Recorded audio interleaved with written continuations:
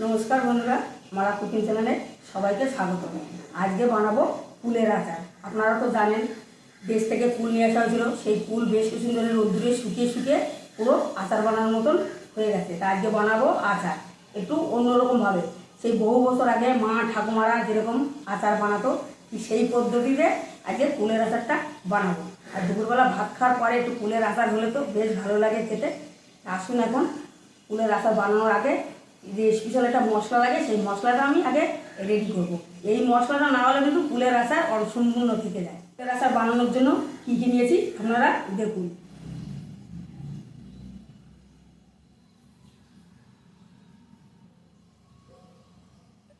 মশলা বানানোর জন্য কড়াই বসিয়ে দিয়েছি, কড়াই গরম হয়ে গেছে। এখন ভাজা মশলাটা রেডি করব। গোটা ধনে, গোটা জিরে, পাঁচফোড়ন, একটা শুকনো লঙ্কা। এবার মিডিয়াম আছে সব কিছু ভালো করে ভেজে নেব। যতক্ষণ না সুন্দর একটা সেন্ট বেরোবে ততক্ষণ আমি ভাজবো। এটা সুন্দর সেন্ট বেরোবে তখনই বোঝা যাবে মশলাটা পুরো রেডি হয়ে গেছে।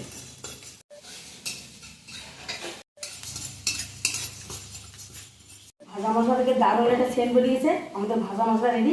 এখন গ্যাস অফ করে দেবো। কুলগুলো এখন ভালো পরিষ্কার করে ধুয়ে নেব। কুলগুলো দেখুন গোটা ছাড়িয়ে পরিষ্কার করে রেখেছি, এখন খুব ভালো করে ধুয়ে নেব। আপনারা চাইলে কুলগুলো একটুখানি ছিঁড়ে নিতে পারেন। এই যে এরকম করে ছিঁড়ে আচারটা বানাতে পারেন, তাহলে ভালো হয়। আমি কিন্তু কুলগুলো ছিঁড়ছি না, অনেক কিন্তু ছিঁড়ে ছিঁড়ে আচারটা বানায়। এমনি ছিঁড়ার কোনো দরকার না, মানে আচার বানাতে বানাতে কুলগুলো ফেটে এমনি কিন্তু গুড়ের সঙ্গে খুব ভালো করে মিশে যাবে। এখন কুলগুলো খুব ভালো করে ধুয়ে নেব।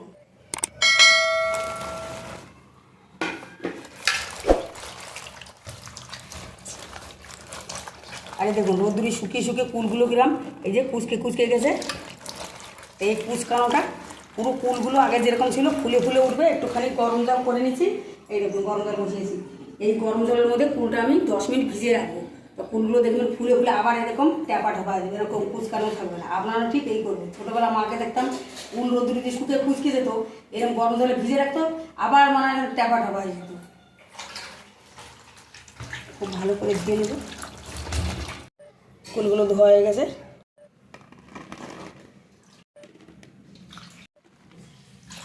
ভিজানোর জন্য গরম জল পুরো রেডি, এখন ঢেলে নেব। এখন পরিষ্কার করে ধুয়ে রাখা কুলগুলো গরম জলে দিয়ে দেবো। এই কুলগুলো কতক্ষণ এরকম ভেজানো থাকবে? এরকম 10 মিনিট গরম জলে রাখবো। কুলগুলো তখন দেখবেন কত সুন্দর ট্যাপা ট্যাপা হয়ে উঠবে। ততক্ষণ আমি গুড়টা রেডি করবো। মানে গুড় বলতে আজকে আমি কুলের আচারটা বানাবো বাতাসা দিয়ে। আজকে আচার বানাবো, কাল আচার বানাবো। আচার বানানো হয়ে ওঠে না, গুঁড়ো আর আনা হয়নি। এখন ওই বাতাসা দিয়েই আচার বানাবো। কুলগুলো তো গরম জলে ভিজিয়ে রেখেছি। এখন বাতাসাগুলো জল দিয়ে গুড়ের মতন পাতলা করে রেডি করবো। তার জন্য কড়াইতে দিয়ে দেবো জল। তার বানানোর জন্য কিন্তু চিনি দেন কিংবা গুড় কিংবা বাতাসা যতটা পরিমাণে মানে কুল নেবেন ঠিক ততটা পরিমাণে কিন্তু মিষ্টি দিলে ঠিকঠাক হবে। আমি যা কুল নিয়েছি 300 মতো কুল আছে, তার জন্য 300 গ্রাম বাতাসা নিয়েছি। যদি চিনি হয় তাহলে 300 গ্রাম দেবেন, গুড় হলো 300 গ্রাম দেবেন। মানে মিষ্টি কুলের আচার মিষ্টি একটু বেশি হলেই ভালো হয়। তখন জলের মধ্যে বাতাসাগুলো দিয়ে দেবো। নেড়ে ছেড়ে বাতাসাগুলো গলিয়ে নেবো।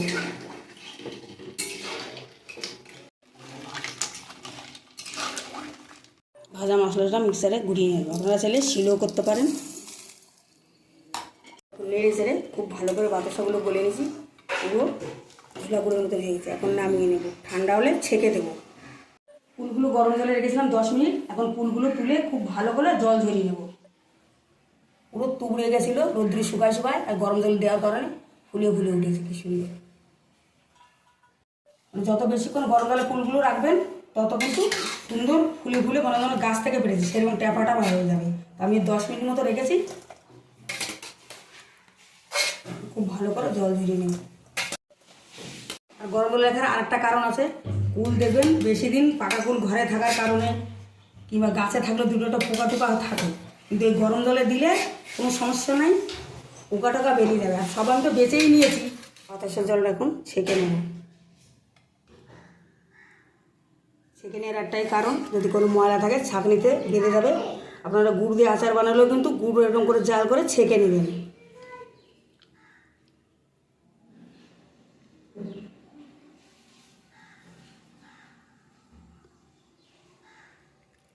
একটা ময়লা বেঁধেছে। সব কিছু গুছিয়ে রেডি করে নিয়েছি। এখন আচারটা বানাবো। কড়াইতে দিয়ে দেবো সামান্য পরিমাণে সর্ষের তেল। আমি সর্ষের তেলের মধ্যে সামান্য সর্ষে দিয়েছি, আপনারা চাইলে আচারের জন্য ফোড়নের জন্য 5 ফোড়ন দিতে পারেন। সর্ষেটা খুব ভালো করে ভেজে নেব। সর্ষেটা খুব ভালো করে ভাজা হয়ে গেছে। এখন কুলগুলো দিয়ে দেবো। কুলগুলো ছাঁকনিতে খুব ভালো করে জল ঝরিয়ে দিয়েছি, আর তেলে নেড়ে নেড়ে বাকি জলটা শুকিয়ে নেব।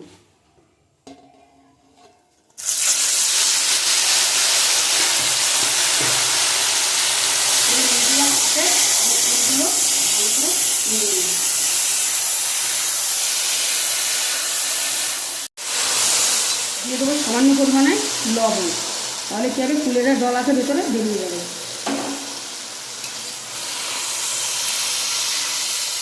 কালারের জন্য সামান্য হলুদ। বেশ কিছুক্ষণ এইভাবে হলুদ লবণ দিয়ে ফুলগুলো একটু ভাজা ভাজা করে নেব।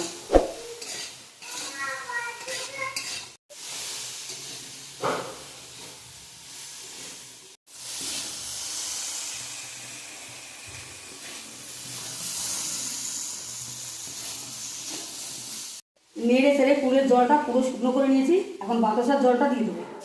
এই দেখুন কুল নেড়ে ছেড়ে পুরো ভাজা ভাজা করে হয়ে গেছে।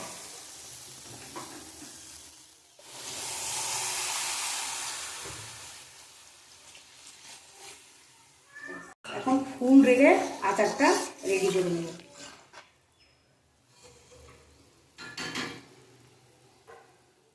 জাল করে করে অনেকটা আচার বানিয়ে নিয়েছি। এখন ভাজা মশলা সামান্য পরিমাণে বিট নুন দেবো। এই বিট নুনটা কিন্তু আচার দিলে আচারটা খেতে আরও বেশি ভালো লাগে। সামান্য পরিমাণে বিট নুন, কিছুটা আমি সাদা নুন দিয়েছি, ওই জন্য বিট নুনটা আমি সামান্য পরিমাণে দিলাম। ভাজা মশলা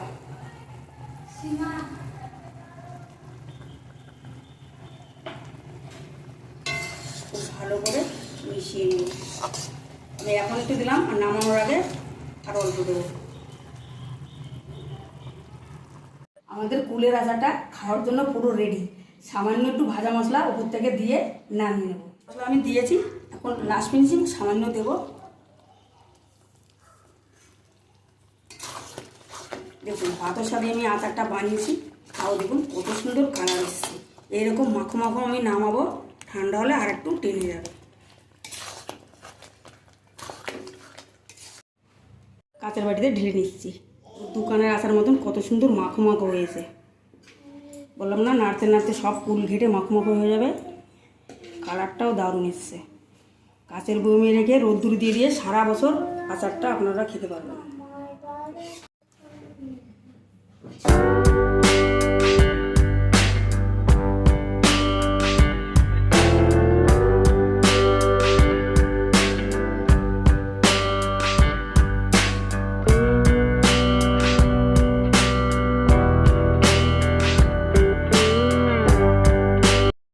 আমাদের আচারটা রেডি। ছোটো বৌমাকে দেবো, খেয়ে বলবে কেমন হয়েছে।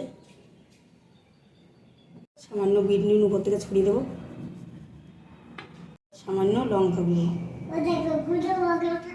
মা তো আমাকে কুলের আচার দিয়েছে, আমি আর মা মিলে খাবো, খেয়ে বলবো কেমন হয়েছে।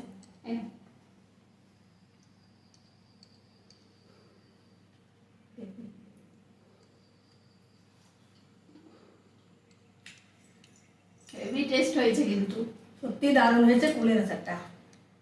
দেশের গাছের কুলের আচার, নিজেদের বাড়ির গাছের কুলের আচার তো দারুণ টেস্ট তো হবেই। কিন্তু দারুণ হয়েছে বন্ধুরা। মা যেভাবে বানালো আপনারাও এইভাবে বাড়িতে বানাবেন, আর কাছের বয়ামে রেখে দেবেন, সারা বছর খেতে পারবেন। খাওয়া দাওয়ার পরে তো একটু ভালো লাগে এইসব খেতে, তো বাড়িতে এইভাবে বানাবেন। তো ভিডিওটা ভালো লাগলে অবশ্যই লাইক শেয়ার কমেন্ট করবেন। দেখা হচ্ছে আপনাদের সাথে নেক্সট ভিডিওতে।